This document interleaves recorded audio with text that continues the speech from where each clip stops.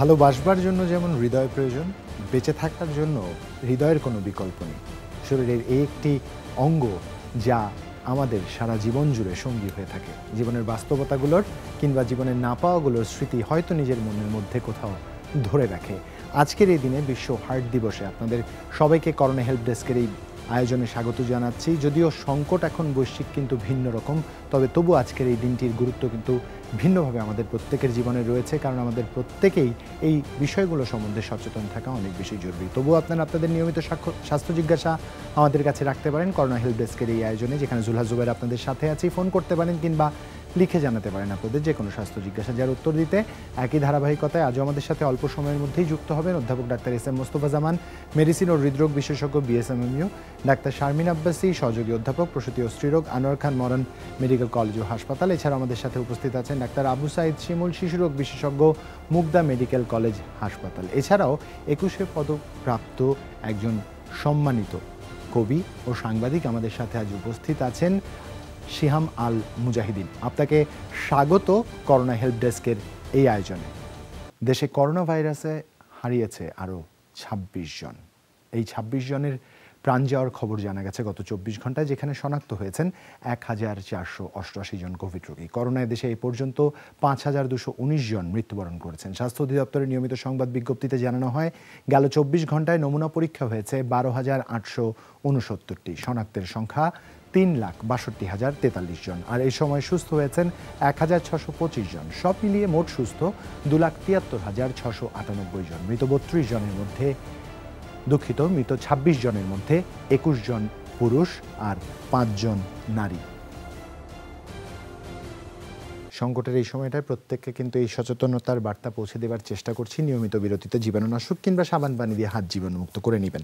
প্রথমে একটু কবি আল মুজাহিদের কাছে যেতে চাই। আপনি যেহেতু হৃদয় নিয়ে লেখেন, হৃদয়ের বিষয়গুলো আপনি আপনার সাহিত্যে উপস্থাপন করেন, একই ধারাবাহিকতায় কিন্তু আপনার হৃদযন্ত্রটিও একটি আংটি বা রিং দ্বারা আসলে সীমাবদ্ধ হয়েছে। এই বাস্তবতার কথাটা একটু আপনার কাছ থেকে জানতে চাইব। তবে আপনার এই পুরো অভিজ্ঞতা, এই যে বাংলাদেশের চিকিৎসা ব্যবস্থায় হৃদরোগ সংক্রান্ত যে চিকিৎসা আপনি দেখেছেন বা যে অভিজ্ঞতা আপনার হয়েছে, আপনি বা আপনার সহধর্মিনী দুজনই এই প্রক্রিয়ার মধ্যে দিয়ে গেছেন, কতখানি সন্তুষ্ট কিংবা কতখানি আশা দেখেছেন যে হ্যাঁ, এই দেশেও প্রকৃত চিকিৎসা আসলে দেওয়া সম্ভব?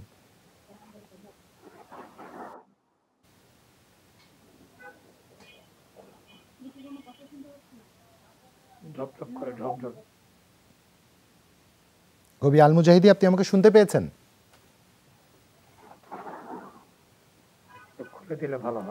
কবি আল মুজাহিদি, আপনি আমাকে শুনতে পাচ্ছেন? দুঃখিত দর্শক, আমরা পুনরায় চেষ্টা করব তাকে আমাদের সাথে যুক্ত করবার। একটু এস এম মোস্তফা জামানের কাছে যেতে চাই। এস এম মোস্তফা জামান, আজ আমরা আপনাকে কিন্তু সরব থাকতে দেখেছি। বরাবরই আপনি সারা বছর জুড়েই আসলে হৃদয় নিয়ে কাজ করেন। এটা আপনার কাছ থেকে জানতে চাই, এই সংকটের সময় সচেতনতার জন্য আজকের দিনের গুরুত্ব আর ভিন্নভাবে আপনার কাছে কি মনে হয়? যে আসলে আমরা সারা বছর যেমন আমরা চিকিৎসা দিয়ে থাকি, তবে আজকের দিনটি একটি বিশেষ দিবস, বিশেষ করে আমাদের হৃদরোগ বিশেষজ্ঞের কাছে। আমরা জানি সারা বিশ্বের সাথে বাংলাদেশও এবার পালিত হচ্ছে use heart to beat cardiovascular disease, এই স্লোগানে, বা আমরা বলি হৃদয় দিয়ে হৃদরোগ প্রতিরোধ করুন, এই শিরোনামে আমরা হৃদরোগ প্রতিরোধ করার জন্য সারা বিশ্বের সাথে বাংলাদেশও পালন করি দিবসটি। এবং আমরা চাই কি প্রান্তিক মানুষকে আমরা এই যে হৃদরোগ বিষয়ে যে সচেতনতা বৃদ্ধির জন্য যে বলে থাকি, করোনা হেল্প ডেস্কও আমরা সবসময় বলছি। তবে আজকের দিনটি যেহেতু বিশেষ দিন, যেমন আজকে আমি মাত্র চেম্বার থেকে এসেছি, আমি আমার চেম্বারে এতক্ষণ ধরে আমাদের রোগীদেরকে একটি বিশেষভাবে একটি মানে তোড়া দিয়েছে, মানে ফল ফুল মিলে, যে তাদেরকে সাথে সাথে একটি সম্পর্ক, পবিত্র সম্পর্ক রোগীর সাথে আমাদের যে চিকিৎসকের। আমরা চাই আমাদের রোগী যারা আজকে আমরা যাদেরকে প্রতিজ্ঞা করেছি, যারা ধূমপান ত্যাগ করেছেন, তাদেরকে আমরা ভিজিট নেইনি।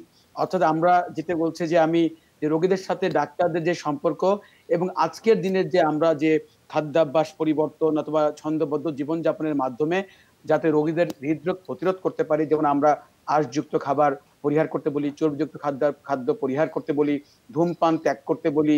একই রকম আরো অনেক অভ্যাস আছে, যেমন ডায়াবেটিসের জন্য ডায়াবেটিসের চিকিৎসা করতে হবে, মানে যাদের উচ্চ রক্তচাপ আছে উচ্চ রক্তচাপ চিকিৎসা করতে হবে, এবং যারা স্টেন্টিং বা বাইপাস করেছেন তাদের জন্য আসলে আমরা বলবো বিশেষভাবে যত্ন নেওয়ার জন্য। তবে একটি কথা বলে রাখি, অনেকে মনে করে থাকেন যে এই করোনা কালে তাদের জন্য অনেক ঝুঁকি বেশি হৃদরোগের, কিন্তু আমি আপনার আবারও বলছি যে আমাদের সাথে আজকে যিনি আমাদের অতিথি যুক্ত হয়েছেন, তারও বয়স, তারও কিন্তু আমি স্টেন্টিং করেছি এবং অনেক আগে, তারা কিন্তু ভালো আছেন। যারা নিয়মিত ফলো আপ করতে থাকবেন, যারা চিকিৎসকের শরণাপন্ন হবেন, এবং মনে করি যারা নিয়মিত ওষুধ সেবন করবেন তাদের ঝুঁকি সাধারণ মানুষের মতন।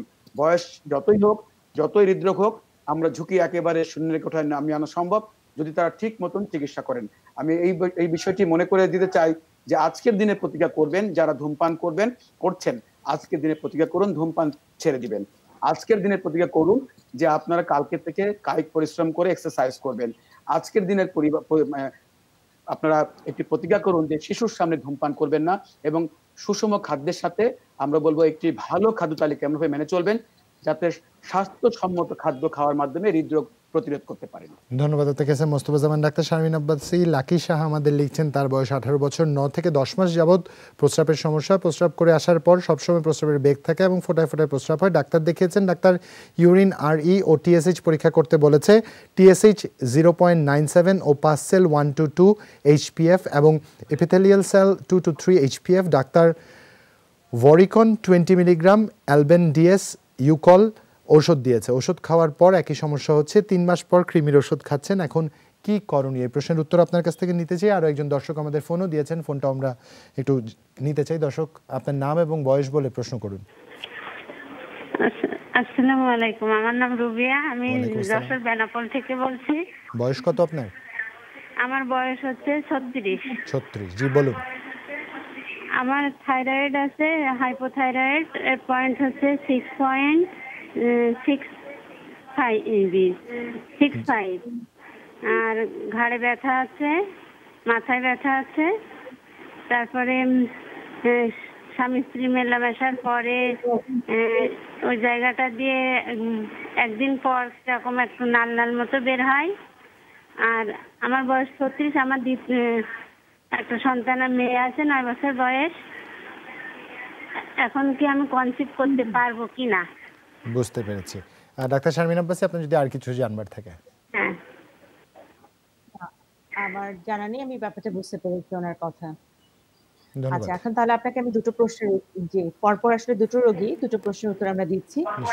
তার আগে আসলে আজকে বিশেষ দিবসে আমি অধ্যাপক মোস্তফাজ্জামান এবং ওনার মতো যারা হৃদরোগ বিশেষজ্ঞ আছেন, যারা আমাদের হৃদয়ের কথা বলেন, আমাদের হৃদযন্ত্রের ক্রিয়াকে সুন্দর রাখেন, তাদেরকে আসলে সম্মান এবং শ্রদ্ধা জানাতে চাই। কারণ প্রতিনিয়ত আপনাদের সাপোর্টেই হয়তো হৃদয়টিকে ঠিক রেখে আমরা কাজ করে যাচ্ছি, এগিয়ে যাচ্ছি। এবং স্পেশালি গাইনোকোলজিস্টরা যারা অনেক স্ট্রেসে থাকে, অনেক সময় প্যালপিটেশন হয়, টেনশন হয়। তো থ্যাংক ইউ ভেরি মাচ অধ্যাপক মোস্তফাজ্জামান, আপনি অসাধারণ কাজ করে যাচ্ছেন সোসাইটিতে এবং আরো করবেন এই আশা করছি। আর যে রোগীরা আমাদেরকে আসলে যে প্রশ্নটি করেছে, আমি আপনার এসএমএস এর উত্তরটি আগে দেই। উনি যেটি বলেছেন সেটি হচ্ছে যে ওনার একটা লং টাইম একটা ইনফেকশন আছেন।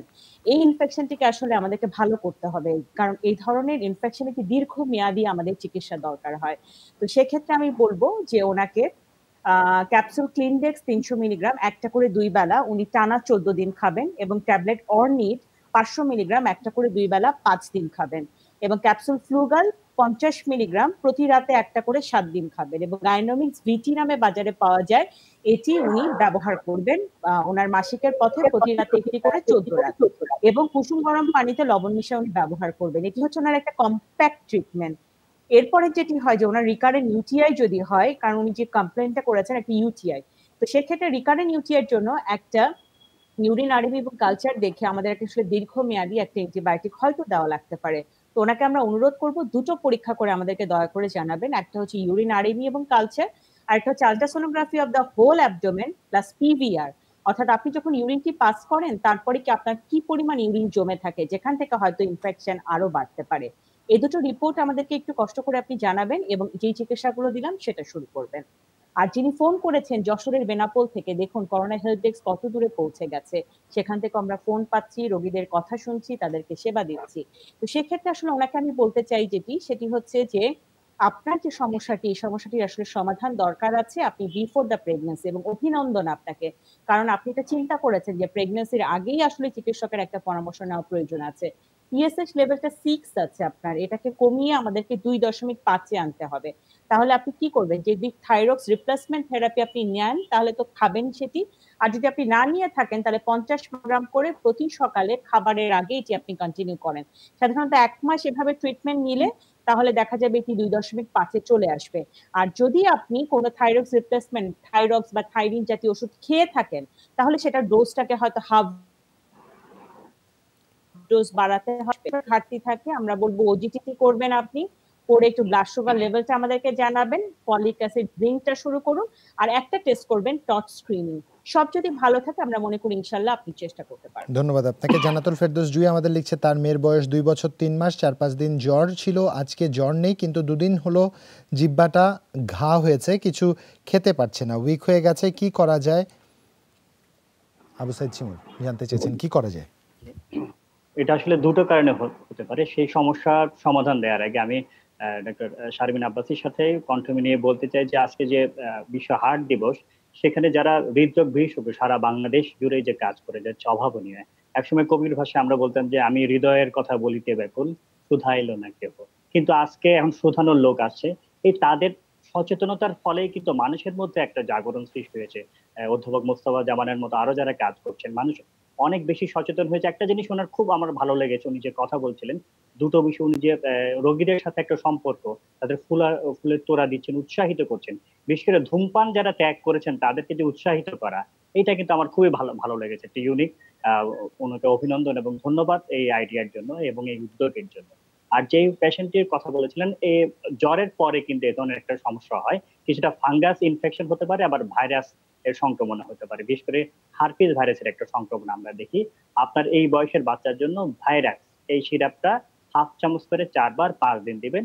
সেই সাথে জেলোরা ওরাল জেল, এটা 4 বার 5 থেকে 7 দিন দিবেন, এবং মুখের হাইজিনটা মেনটেন করবেন। এই বয়সে কিন্তু দাঁত মাজা যায়, এবং গরম পানিতে সামান্য একটু লবণ দিয়ে যদি কুলি করেন এবং পরিষ্কার রাখেন, ইনশাআল্লাহ 5-7 দিনের মধ্যে আপনার বাচ্চা ভালো হয়ে যাবে। ধন্যবাদ আপনাকে আবু সাইদ শিমুল। ইয়াসির ফয়সাল আমাদের ঢাকা থেকে লিখছে তার মায়ের জন্য, যার বয়স 50, ওজন 57 KG, oxygen level 97%, pulse rate 90 to 105। গত রোজায় জ্বর হয়েছিল এবং 5 দিন পর তীব্র শ্বাসকষ্ট শুরু হয়। দুটো ইনহেলার বেক্সিটল F20/250, অ্যাজমাসল এবং প্রোভায়ার 10, ডক্সিভা 200 খাচ্ছে। এতে কিছুদিন পর ভালো হয়ে যায়। এর ঠিক 20 দিন পর শুকনো কাশি শুরু হয়, 1 মাস পর শুকনো কাশি ভালো হয়ে যায়। কাশি ভালো হওয়ার 7 দিন পর গলা বসে গেছে এবং কণ্ঠস্বর পরিবর্তন হয়ে যাচ্ছে। মাঝে মধ্যে একটু ভালো হয় কিন্তু আবার গলা বসে যায়। আগের দুটা ইনহেলার নিচ্ছে, প্রোভায়ার 10, ডক্সিভা 200 মিলিগ্রাম এবং অরেডিন খাচ্ছেন। তার মায়ের অন্য কোনো অসুখ নেই। এই গলা বসে যাওয়ার মধ্যে মাঝে মধ্যে শ্বাসটান হয়, গলায় তেমন কফ নেই, ব্যথা ও জ্বর নেই। প্রশ্ন হচ্ছে গলা বসে যাওয়ার জন্য করণীয় কি, আর আবার কি আগের মতো তীব্র শ্বাসকষ্ট শুরু হতে পারে কিনা? এস এম মোস্তফা জামান।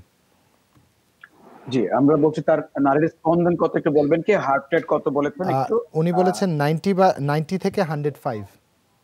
জি, আমি বলছি তার আসলে মূল সমস্যাটি আসলে ফুসফুস এবং অ্যালার্জির সাথে সম্পর্ক, এবং আমরা বলি যে এই রোগটি যার একবার হয় এটি সারা জীবনের জন্য, কিন্তু আমরা বলি এটি কোনো বড় রোগ নয়, এটি একটি ফিজিওলজিক্যাল প্রসেস।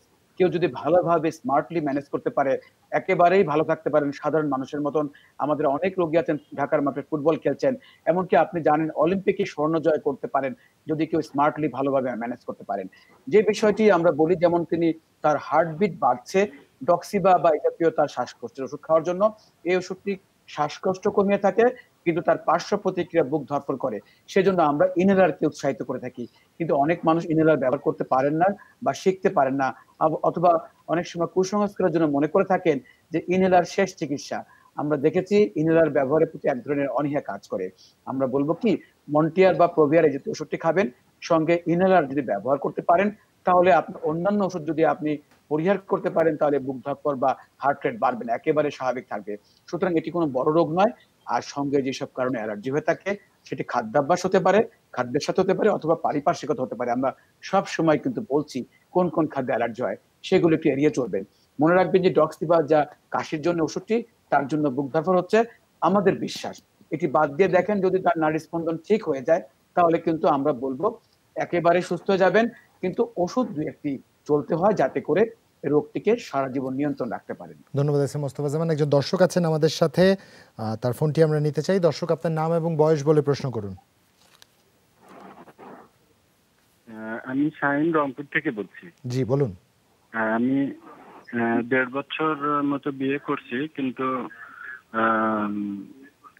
কোনো সন্তানাদি হয় না। পরবর্তীতে আমার স্ত্রীর রিপোর্ট সব ভালো, কিন্তু আমার সিমেন অ্যানালাইসিস রিপোর্ট ধরা পড়ছিল যে অ্যাস্ট্রোনিউজোসমিয়া উইথ ইনফেকশন, অর্থাৎ 12% মোর্টালিটি। পরবর্তীতে আমি গাইনোলজি দেখালাম, উনি ইক্যাপ, বায়োফল 5 আর এইচপিজি ইনজেকশন দেয়। 3 মাস খাওয়ার পরেও কোনো ইমপ্রুভ হয়নি। আচ্ছা, পরবর্তীতে হচ্ছে আমি আবার যাওয়ার পরে এখন হচ্ছে লুসেন আর রেক্স আর হচ্ছে আপনার বায়োফল 5 দেয়। এখন আমি যেটা দেখাচ্ছিলাম উনি হচ্ছে জাস্ট গাইনোলজি, কিন্তু কোনো ইনফার্টিলিটি বিশেষজ্ঞ না। তো আমার বর্তমান ওষুধ কি ঠিক আছে? বুঝতে পেরেছি। শাহিন, প্রথমেই আপনাকে একটু অভিনন্দন জানাতে চাই এই জন্য যে আপনি সচেতন একজন স্বামী হিসেবে নিজের জন্য যা করণীয়, নিজের টেস্টগুলো ঠিকমতো করেছেন। ডাক্তার শারমিন আব্বাসী, আপনি যদি আর কিছু জানবার না থাকে আমরা বিরতি থেকে ফিরে উত্তরটা নিতে চাই। হ্যাঁ, আমি শুনতে পাচ্ছি। আমি কি উত্তরটা এখন দিব না আপনি বিরতি? তাহলে আমরা বিরতি থেকে ফিরে এসে উত্তরটা নিচ্ছি একটু বিস্তারিত। দর্শক, ছোট একটা বিরতি নিচ্ছি, ফিরছি এক্ষুনি, সাথেই থাকুন।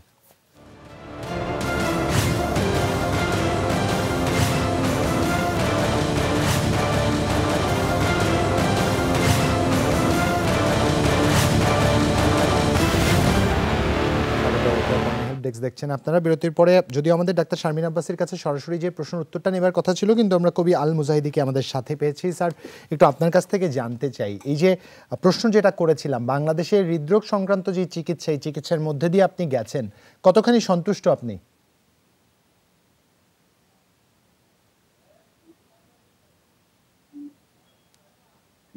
শুনতে পাচ্ছেন না মনে হয়। প্রফেসর মোস্তফা জামান, জি আপনি বলুন, আপনাকে বলা হয়েছে, আপনি বলতে থাকুন। টকড অ্যাবাউট সায়েন্টিস্ট আমাদের দেশের। আমি আপনার চিকিৎসা নিয়েছিলাম এবং আপনার চিকিৎসা আমাকে অনেক দূর অগ্রসর করে দিয়েছে। আমি একজন এটা মনে করি যে আমাদের চিকিৎসা বিজ্ঞান from the very start of human civilisation, আমি লক্ষ্য করেছি যে সেখানে চিকিৎসা বিজ্ঞান সভ্যতাকে অগ্রগামী করেছে বারবার, এবং সেই সভ্যতার চাকাকে এখানে আপনি এবং আপনার সহযোগীরা যেভাবে অগ্রসর করে তুলছে, আমি সেজন্য খুবই আনন্দিত, উৎফুল্ল, এবং আপনাকে সেজন্য আমি স্বাগত জানাই আমাদের এই এরেনাতে।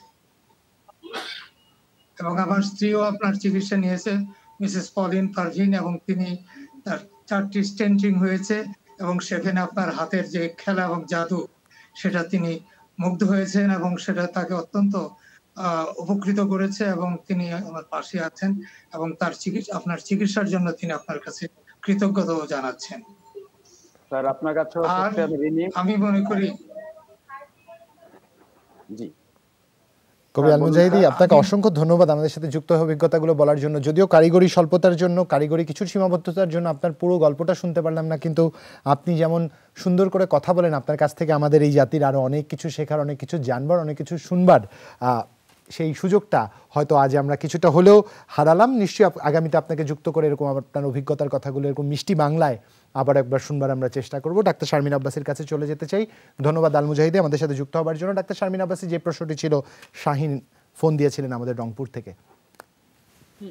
আমি আসলে শাহিনের প্রশ্নের উত্তর দিব, তবে একটি চিত্রকে তুলে ধরতে চাই, সেটি হচ্ছে দিন বদলের পালায় আমাদের কিন্তু বাংলাদেশের চিত্র পাল্টে গেছে। একটি সময় ছিল যে সময় ইনফার্টিলিটি, বন্ধ্যাত্ব, এই সমস্যাগুলো উচ্চারণ করতেই দাঁত ভেঙে যেত বা রোগীরা এটাকে হাইড করতে যেত। এরপরে আপনি দেখেছেন কিছু সময় থাকে যারা ফোন করেই হয়তো বলে যে আমার স্ত্রীর বাচ্চা হচ্ছে না। সেই জায়গা থেকে ঠিক ঘুরে শাহিন আজকে যে প্রশ্নটি করলো তার নিজের সমস্যা এবং পুরুষ বন্ধ্যাত্বের সমস্যাটি এরকম একটি সোশ্যাল মিডিয়া প্ল্যাটফর্মে তিনি তুলে ধরেছেন, এবং আমি ওনাকে অনুরোধ জানাবো যে এই ধরনের অ্যাওয়ারনেসের যে বিষয়গুলো আছে, এভাবেই যদি আমরা ওপেন প্ল্যাটফর্মে যতটুকু করা যায় সেভাবে ডিসকাশন করতে পারি, তাহলে কিন্তু এটি অনেকের জন্যই প্রয়োজনীয় হবে এবং সাহায্যকারী হবে। উনি যে সমস্যাগুলো বলেছেন সেখানে কিন্তু নন ফার্মাকোলজিক্যাল, অর্থাৎ ওষুধ ছাড়া নিয়ম কানুনই ওনাকে অনেকটা ভালো করে দিবে। যেমন উনি যদি দাঁড়িয়ে বেশিক্ষণ কাজ করেন, এটি ওনার এই সমস্যাটির একটি কারণ হতে পারে। তাহলে দাঁড়ানোর যে ওনার ডিউরেশন সেটাকে হয়তো কমাতে হবে। উনি যদি একজন স্মোকার হয়, ওনাকে কষ্ট করে হলেও স্মোকিং ছাড়তে হবে। উনি যদি স্মোকিং এর বাইরে অ্যালকোহল বা অন্য কোনো কিছু খেয়ে থাকেন, তাহলে সেটিও তাকে ছাড়তে হবে। ওনার যদি সবসময় খুব টাইট জিন্স বা টাইট প্যান্ট পরার একটি অভ্যাস থাকে, সেটি একটু কমিয়ে একটু ঢিলে ঢালা কাপড় পরতে হবে। এই জায়গাগুলো যদি আমরা একটু স্ট্রেস দিতে পারি, তাহলে কিন্তু উনি অনেক বেটার ফিল করবে। অনেক সময় অনেকে বলে ডিপ্রেশন, অ্যাংজাইটি, রাতে ঘুম হয় না, তাদেরও কিন্তু একটা বড় গ্রুপ আছে যাদের এই সমস্যাটি আছে। অর্থাৎ এই জায়গাগুলো যদি আমরা সমাধান করে নিয়ে আসতে পারি, ইভেন যারা আনম্যারিড আছে আমি তাদের জন্য বলবো যে দীর্ঘদিন ধরে এই আমি যে কারণগুলো বললাম এটি যদি কেউ নিজেদের মধ্যে বহন করেন তারও কিন্তু ইন ফিউচার এই ধরনের সমস্যা হতে পারে, সেটিকেও মাথায় রাখতে হবে। আর সমাধানের পথে যেটি আছে সেটি হচ্ছে উনি যেটি খেয়েছেন একটি ক্যাপ জেল জাতীয় ওষুধ খেয়েছেন, খেতে পারেন ইসি প্লাস, এটা একটা খুব ভালো ওষুধ, কিন্তু ওনাকে যেটি করতে হবে এই নিয়মগুলো মানার সাথে সাথে কিছু হরমোনাল পরীক্ষাও করতে হবে, হরমোনের কোনো প্রবলেম এর মধ্যে আছে কিনা। কারণ আমরা আমাদের একটি ডাটা অ্যানালাইসিসে দেখেছি মোর দ্যান 50% পেশেন্ট যাদের সেরাম টিএসএইচ লেভেল অথবা হিডেন একটা ডায়াবেটিস হয়ে আছে, উনি হয়তো জানেনই না, কিন্তু সেটি হয়তো রিফ্লেকশন হয়েছে ওনার এই ধরনের অ্যাবনর্মাল সিমেন অ্যানালাইসিস দিয়ে। তাই চটজলদি করে সেরাম টিএসএইচ এবং ওজিটিটি আপনি দেখে ফেলুন, সেটি যদি ভালো থাকে কোনো চিন্তা নেই। কিন্তু মোর দ্যান 50% রোগীদের কিন্তু আমাদের কাছে আসে যাদের ডায়াবেটিস ধরা পড়ে, যারা হয়তো জানতেনই না। সেই জায়গাটি নিয়ে কাজ করতে হবে। ইনফেকশন একটা বড় কারণ, এখানে ইনফেকশনটাকে দূর করার জন্য আমি বলবো ক্যাপসুল ডক্সিক্যাপ 100 মিলিগ্রাম একটা করে 2 বেলা 14 দিন খাবেন। এই নিয়মগুলো যদি আপনি মানতে পারেন এবং এই ওষুধগুলো আপনি খেতে পারেন, আমি আশা করছি যে 12% আপনার শতাংশ ছিল সেটি বাড়বে। আর যদি এটি না বাড়ে তাহলে সমাধান কি? তাহলে সমাধান হচ্ছে দ্রুত আইইউআই করা। আইইউআই এমন একটা প্রসিডিউর যে কয়টা স্পার্ম মোটিলিটি আছে বা মুভ করছে তাদেরকে দিয়েই আমরা এটি করে ফেলবো। সেটাও যদি ফেল হয় তাহলে ডিরেক্ট টেস্ট টিউব বেবি। আপনি এমন একজন রোগী যে দীর্ঘদিন বছরের পর বছর অপেক্ষা করতে পারবেন না, যে কোনো সমস্যার সমাধান 6 মাস থেকে 1 বছরের মধ্যে আপনার জন্য করতে হবে। ধন্যবাদ ডাক্তার শারমিন আব্বাসী, আপনি খুব সুন্দর করে গুছিয়ে বলেছেন। আমি বিশ্বাস করি শুধু শাহিন নয়, এরকম আরও যারা আমাদের দর্শক আছে যারা হয়তো এখনো অনেকে ওই যে বলেন না আমার স্ত্রীর বাচ্চা হয় না, এই জায়গাটাতে এখনো আটকে আছেন, তাদের হয়তো অনুপ্রাণিত করবে নিজের চিকিৎসাটুকু নেবার জন্য। এই একটা জায়গায় হয়তো আমাদের এই আয়োজনে একটা সার্থকতা হিসেবে বিবেচিত হবে। একজন দর্শক আমাদের ফোন দিয়েছেন। দর্শক, আপনার নাম এবং বয়স বলে প্রশ্ন করুন, তবে অবশ্যই টেলিভিশনের ভলিউমটি কমিয়ে দিবেন।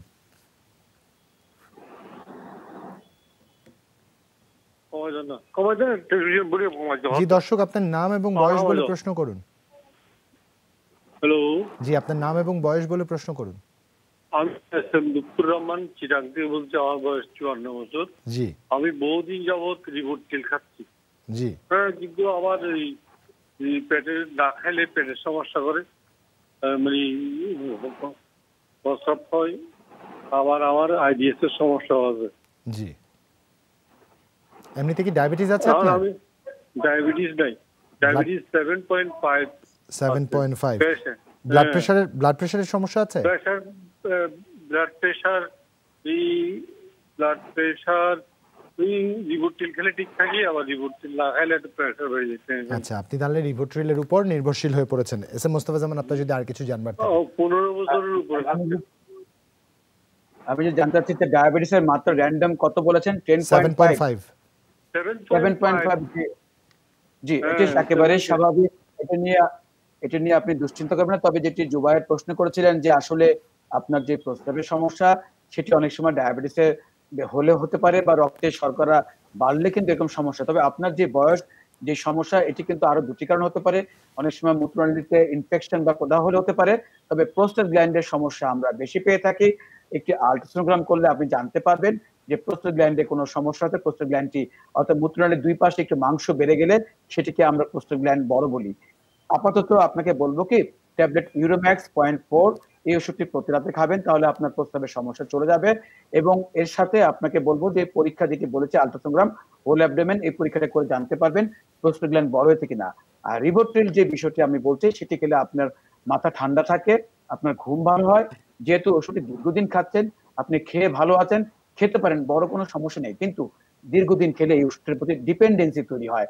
অর্থাৎ আপনি যদি একসময় 0.25 দিয়ে শুরু করেছিলেন, পরবর্তীতে 0.5 খাচ্ছেন, পরবর্তীতে 1 মিলিগ্রাম লাগে, পরবর্তীতে 2 মিলিগ্রাম লাগে প্রতি রাতে, কিন্তু এটি না খেলে আপনার সমস্যা হয়। এই অর্থাৎ এই ওষুধটির কাজটি এরকমই যে ওষুধের প্রতি এক ধরনের ডিপেন্ডেন্সি তৈরি হয়, যাতে করে আস্তে আস্তে ডোজ বাড়াতে হয়। এবং এই ওষুধ ছাড়া আপনার মাথা ঠান্ডা থাকবে না এবং ঘুম আসবে না। আমি বলবো যদি সম্ভব হয় ওষুধটিকে আস্তে আস্তে কমিয়ে মাঝে মাঝে খাবেন। এক্সারসাইজের প্রতি আপনি একটু মনোনিবেশ করুন। যদি হাঁটাহাঁটি করার মাধ্যমে, এক্সারসাইজ করার মাধ্যমে শরীরের ওজন কমিয়ে ভালো থাকতে পারেন, তাহলে আমরা বলবো আপনি আরো ভালো থাকবেন। ধন্যবাদ আপনাকে এস এম মোস্তফা জামান। লোকমান হাকিম আমাদের লিখছে, তার মেয়ের বয়স 11 মাস, এখনো বসতে পারে না, বড় হচ্ছে না। 3 মাস বয়সে জন্ডিস সমস্যা নিয়ে হাসপাতালে গিয়েছিলাম। ওর থাইরয়েড এবং হরমোনের সমস্যার কথা বলা হয়েছিল, তখন ওর জন্ডিস ছিল 20। হাসপাতাল থেকে আসার 2 মাস পর জন্ডিস ছিল 24। এতে কোনো চিকিৎসা নেওয়া হয়নি লকডাউনের কারণে। এখন আমার মেয়ে শুধু থাইরয়েড চলছে খালি পেটে, এখন হরমোন একেবারে কম, এতে আপনাদের পরামর্শ চাই তিনি বলেছেন। এই প্রশ্নের উত্তর নিব আবু সাইদ শিমুল। আরেকজন দর্শক আছেন আমাদের সাথে, প্রশ্নটি আমরা শুনতে চাই। দর্শক, আপনার নাম এবং বয়স বলে প্রশ্ন করুন। হ্যালো, জি, আপনার নাম এবং বয়স বলে প্রশ্ন করুন। আমার বাচ্চাকে নিয়ে আমি কথা বলতে চাচ্ছিলাম। আমার নাম মাসুমা আক্তার, ময়মনসিংহ থেকে বলছি। জি মাসুমা। আমার বয়স 14 মাস, বাচ্চার বয়স। জি। বাচ্চার 7 মাস বয়স থেকে ল্যাবিয়াল এডিশন সমস্যাটা দেখা গেছে। পরে আমি ওকে ডাক্তার দেখিয়েছি, শিশু বিশেষজ্ঞ দেখিয়েছিলাম। উনি হেমাস্টিন অয়েন্টমেন্ট লাগাতে দিয়েছিল। ওটা লাগানোর পরে কিছুদিন ভালো ছিল। তারপরে গত জুলাই মাস থেকে সমস্যাটা আবার দেখা গেছে এবং জায়গাটা পুরো কাভার হয়ে গেছে। এখন করোনাকালীন সময় আমি ওকে বাইরে নিতে পারছি না। এখন কি করণীয় আমার?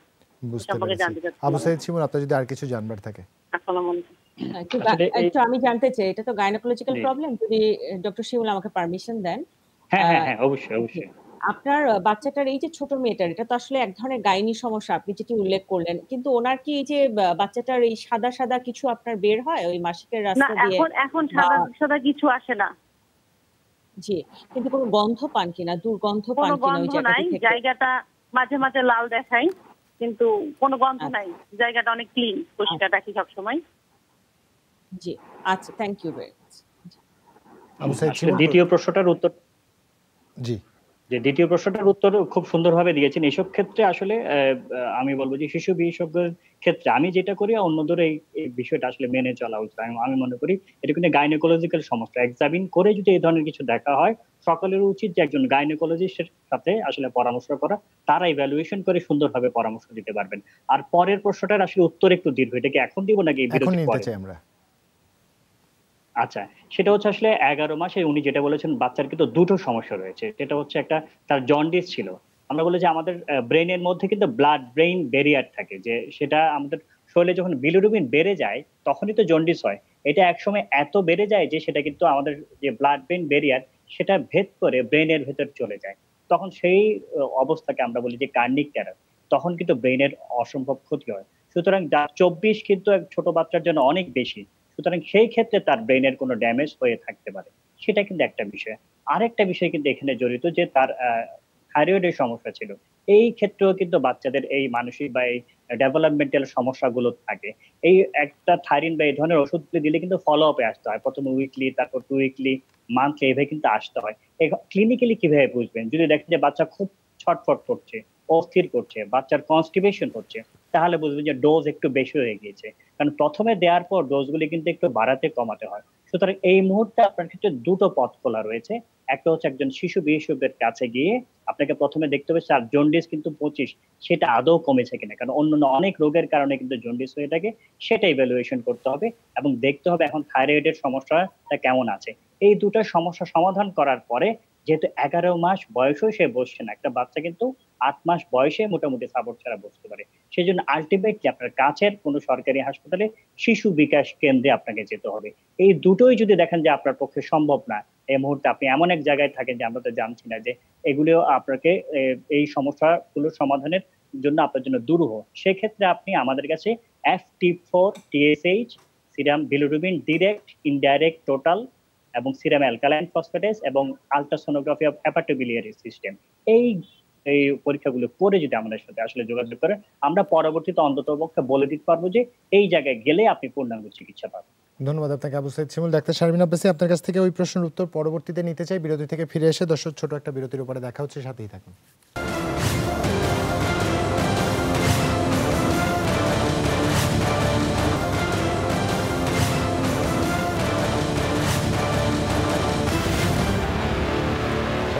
করোনা হেল্প ডেস্ক দেখছেন আপনারা। সরাসরি ডাক্তার শারমিন আব্বাসীর কাছে চলে যেতে চাই। একজন মা ফোন দিয়েছিলেন তার সন্তানের জন্য, যার 14 মাস বয়স এখন। ডাক্তার শারমিন আব্বাসী, আমি সেই মাকে অভিনন্দন জানাতে চাই দুটো কারণে। একটি হচ্ছে যে মা তার বাচ্চার এই ধরনের একটি প্রবলেমকে আমাদের সামনে তুলে ধরেছেন সোশ্যাল প্ল্যাটফর্মে, সেই জন্য। দ্বিতীয় হচ্ছে যে উনি ব্যাপারটাকে নোটিস করেছেন। তবে এক্ষেত্রে আমার প্রথম প্রশ্নের যে উত্তরটি হবে, প্রত্যেকটি মাদের কাছে যাদের বাচ্চাদের এই ধরনের সমস্যা, আপনারা দয়া করে বিচলিত হবেন না।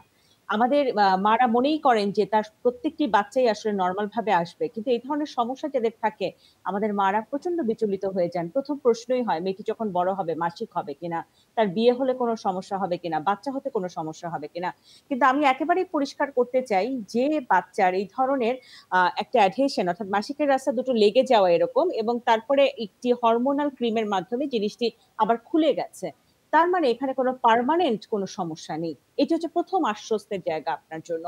তার মানে তার ফিউচারে মাসিক হবে এটাও আমরা ধরে নিচ্ছি, তার প্রেগন্যান্সি হবে এটাও আমরা ধরে নিচ্ছি, এবং তার কনজুগাল লাইফেও সে কোনো প্রবলেম ফিল করবে না এটা আমরা ধরে নিচ্ছি। অতএব আপনাকে একটু ধৈর্য নিয়ে থাকতে হবে। এখন কি কি নিয়ম কানুন মানবেন আপনি? আপনার বাচ্চা যেন ওই জায়গাটাতে ইনফেকশন না হয়, জায়গাটি যেন নোংরা না থাকে, ওখানে যেন সাদা জায়গাগুলো আপনাকে খেয়াল রাখতে হবে। এবং এটি যত বয়স বাড়বে এই হরমোনাল যে ক্রিমটি সেটি ব্যবহারের সাথে সাথে তার কিন্তু জায়গাটি ইমপ্রুভ হয়ে যাবে। মাঝে মাঝে কিছু এক্সারসাইজ দেওয়া হবে হয়তো, এটি যদি আপনি একজন গাইনোকোলজিস্টকে দেখান, সেই যে নিয়ম কানুন গুলো আছে সেগুলো আপনাদেরকে মানতে হবে। এবং পরবর্তীতে যদি দেখা যায় যে খুব জটিল কোনো অবস্থায় এটি রূপান্তরিত হয়েছে, খুব অল্প কিছু সংখ্যক রোগের ক্ষেত্রে হয়তো অপারেশন লাগতে পারে। কিন্তু আপনার বাচ্চার যে কালো অংশটি হয়েছে এটি কিন্তু হরমোনাল যে ক্রিমটি ইউজ করেছেন সেই জন্য হয়েছে। এটি নিয়ে আপনি ভয় পাবেন না, এটি খুবই ক্ষণস্থায়ী একটি সমস্যা। কয়েকদিন পরেই সেই জায়গার কালারটি আবার ঠিক হয়ে যাবে।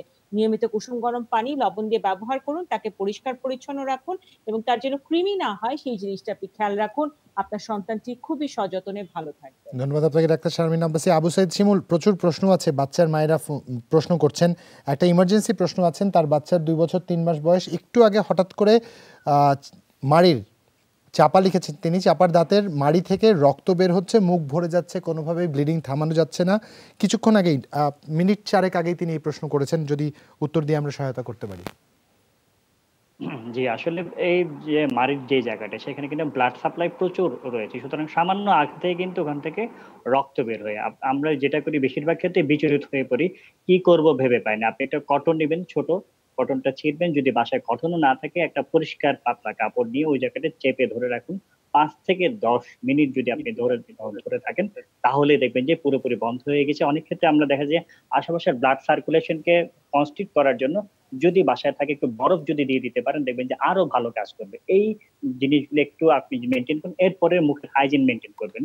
এটা রক্ত পড়াটা বন্ধ হয়ে যাওয়ার পরে যদি জ্বর থাকে একটা নাপা বা এই সিরাপ 1.5 চামচ করে 3 বার দিবেন। এগুলো দিলে আসলে ভালো হয়ে যাবে। রক্ত দেখে আপনি ভয় পাচ্ছেন, এটা আমি বলবো যে ভয় পাওয়ার কোনো কারণ নেই। এই নিয়মগুলি যদি একটু মেনে চলেন বাচ্চা অবশ্যই ভালো হবে।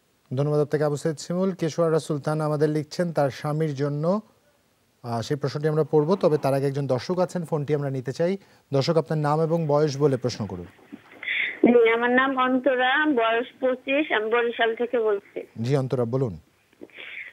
আমার মাথা সবসময় ঘোরায় আর ব্যথা করে প্রচুর, এই হাত দিয়ে এমন কাপড় রাইলে একটু কমে ভালো লাগে, আর ঘাম হয় প্রচুর শরীরে, মানে জামা কাপড় সবসময় ভেজা থাকে। ফ্যানের নিচ থেকে 5 মিনিট সরলে প্রচুর ঘাম হয় আর অস্থির লাগে, মাথা ঘুরাইবে। আচ্ছা, আপনার ব্লাড প্রেশার আছে? চেক করেছেন কখনো? ব্লাড প্রেশার না, আমার কোনো প্রেশার নাই। আচ্ছা, আপনার রক্তের হিমোগ্লোবিন শেষ কখনো পরীক্ষা করা হয়েছিল? জি না, কখনো হিমোগ্লোবিন পরীক্ষা করা হয়নি। বিবাহিত না অবিবাহিত? বিবাহিত। বিবাহিত। এস এম মোস্তফা জামান, আপনার যদি আর কিছু জানবার থাকে। আমার কথা হচ্ছে থাইরয়েড কখনো ফাংশন টেস্ট করেছে কিনা, যেহেতু ঘাম হয় বলেছে, থাইরয়েড টেস্ট কখনো করেছে কিনা?